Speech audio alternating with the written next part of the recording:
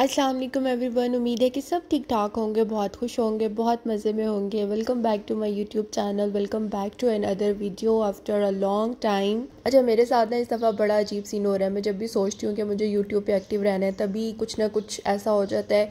कभी मेरी तबीयत ख़राब हो जाती है, और इस दफ़ा तो पूरी सर्दियाँ, लिटरली पूरी सर्दियाँ मेरी बीमारी में गुजरी हैं। मुझे 2 से 3 दफ़ा वायरल हुआ है, और बहुत गंदे वाला वायरल हुआ है। अभी भी लाइक 13 डेज़ हो गए हैं, और फ्लू भी है मुझे, और मुझे जो है वो खांसी भी है, साथ में माइग्रेन भी स्टार्ट हो गया है। और पहले जो है वो शिवरिंग के साथ बहुत हाई फीवर है। मैंने रोते रोते जो है ना अपनी वो ट्रेनिंग कंप्लीट की है। रमज़ान स्टार्ट होने में भी बहुत कम टाइम रह गया है, और तबीयत अभी भी मेरी बहुत डाउन है। बस अल्लाह करे कि मैं रमज़ान से पहले पहले ठीक हो जाऊँ। लास्ट ईयर भी ऐसे ही हुआ था कि रमज़ान से पहले एक दफ़ा मैं अच्छा खासा बीमार हुई थी, लेकिन उस टाइम ये था कि मुझे ज़्यादा कफ़ का प्रॉब्लम हो रहा था। लेकिन इस दफ़ा तो ये जो माइग्रेन है ना, उसके साथ वो सारा दिन जो नौज़िया चलता रहता है, और बहुत अजीब कंडीशन है। इतनी अजीब कंडीशन है कि फ़ीवर ने ना इस दफ़ा बिल्कुल तोड़ दिया है।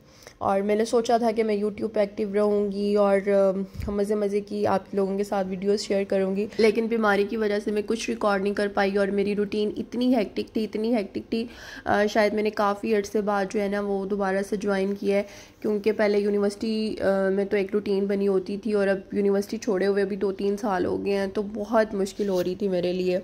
बट खैर अल्हम्दुलिल्लाह कि टाइम सारा जो है ना वो गुजर गया है। अब रमज़ान के बाद इंशाल्लाह जब मैं यूनिवर्सिटी ज्वाइन करूँगी ना, तो एक रूटीन सेट हो जाएगी।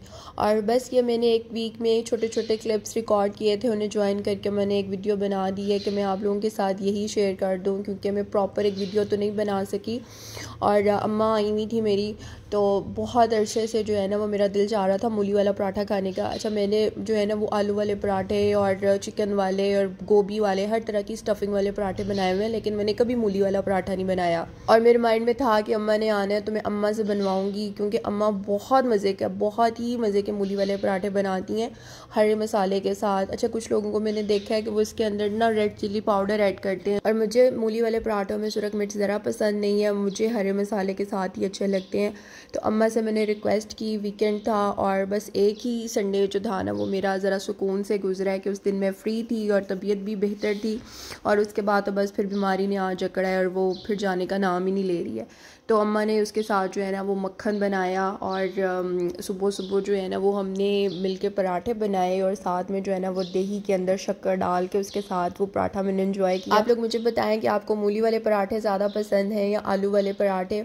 अच्छा, हमारे घर में जब भी मूली वाले पराठे बनते हैं ना, तो मेरी छोटी बहन के लिए हमेशा अलग से आलू वाले पराठे बनते हैं, क्योंकि उसे मूली वाले पराठे पसंद नहीं है, या उसके लिए हम फिर गोभी वाले पराठे बनाएंगे।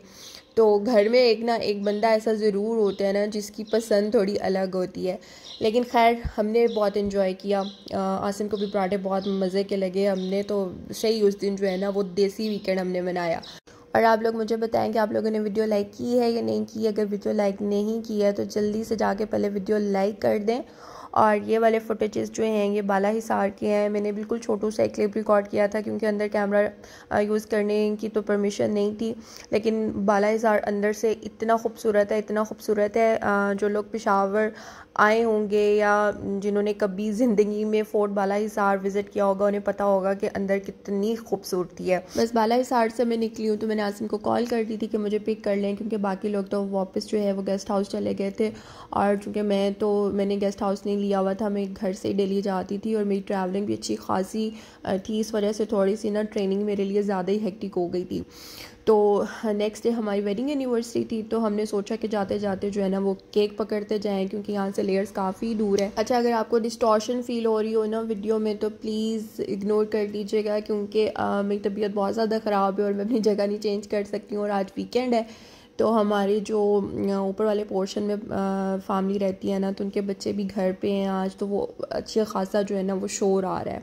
हादी हालांकि बाहर गया हुआ है, तो हादी बाहर गया था, तो मैंने सोचा था कि मैं तब वॉइस ओवर करूँगी, और लेकिन मुझे नहीं पता था कि मेरे बिल्कुल माइंड से निकल गया कि भाई वो बच्चे तो घर पे ही हैं। केक लेने के बाद साथ ही जो है ना वो स्वीट क्रीम से मैंने हादी के लिए आइसक्रीम और मोल्टन लावा केक पिक किया, क्योंकि हादी जो है ना वो तो केक देख के वो बिल्कुल रेजिस्ट नहीं कर पाता था और हमने तो अभी केक कट नहीं करना था।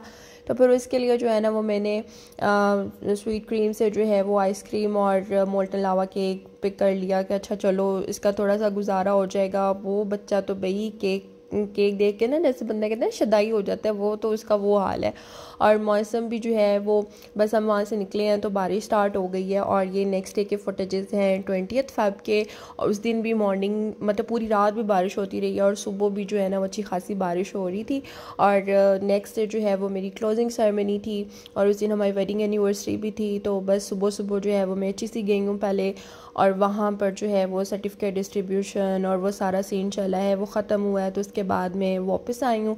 आके जो है ना वो आसिम लंच ब्रेक में घर आए हुए थे, तो हमने उसी टाइम जो है ना वो केक कट कर लिया और उसी रात जो है वो हम लोग वापस चले गए। मेरा उनके साथ टाइम गुजरा ही नहीं है, क्योंकि मैं सुबह फजर पढ़ के घर से निकलती थी और सारा दिन जो है वो मेरा HEC में गुजरता था। बल्कि पहले हम लोग खैबर मेडिकल यूनिवर्सिटी में थे और उसके बाद जो है ना वो शाम को मैं आती थी, मगरिब की अजान हो चुकी होती थी और मैं इतना थकी हुई होती थी कि वो बेचारे तो अपना खाना शाना खुद ही करते रहे हैं कि मैंने तो उन्हें क्या ही सर्व करना है। बस आके जो है ना वो मैं इतना थकी हुई होती थी कि मैं सो जाती थी फ़ौरन से। एक तबीयत मेरी बहुत ज़्यादा डाउन थी, जितनी मेरी प्लानिंग थी ना वो सारी की सारी धरे की धरी रह गई। मैंने सोचा था कि किसी वीकेंड पे थोड़ी सी मैं ग्रैंड अरेंजमेंट करूँगी उनके लिए, अच्छा सा लंच बनाऊँगी। लेकिन लंच तो खैर मैंने क्या ही बनाना था। मुझे इस दफ़ा पता नहीं क्या हुआ है कि बहुत ज़्यादा मेरी तबीयत जो है ना वो पूरी सर्दियों में इतनी डाउन रही है ना, और अब तो मुझे ऐसे फील होता है कि पता नहीं किसी भी टाइम ना कुछ भी हो जाना है, कि इम्यूनिटी ख़त्म हो गई है। और ये वाले फुटेजेस कल के हैं। मैंने आसिम से कहा अभी पूरी सर्दियाँ ख़त्म हो गई हैं और मैंने एक भी दफ़ा जो है ना वो किन्नू नहीं एंजॉय किए। तो ये वॉज सेइंग कि भाई तुम्हारी तबीयत ख़राब है, खांसी भी चल रही है, गला भी ख़राब है, अभी मत खाओ। तो मैंने कहा भाई ये बीमारी नहीं जानी है और ये किन्नू ख़त्म हो जाने हैं, तो मुझे ला के दे, मैं फील्ड में बैठ के खा लूँगी, वहाँ पर थोड़ी धूप होती है। तो बस that's all for me for today. I hope कि आपको वीडियो अच्छी लगी होगी। वीडियो तो हर प्रॉपर नहीं थी, लेकिन आगे रमज़ान स्टार्ट हो रहा है तो मैं कोशिश करूँगी कि मैं रेगुलर हो जाऊँ, लेकिन आई डोंट नो, मैं कुछ कह नहीं सकती हूँ कि मैं इस दफ़ा जो है ना वो प्रॉपरली वीडियोज़ बना सकूँगी कि नहीं। Well, thank you so much for watching. Take care of yourself and Allah हाफिज़।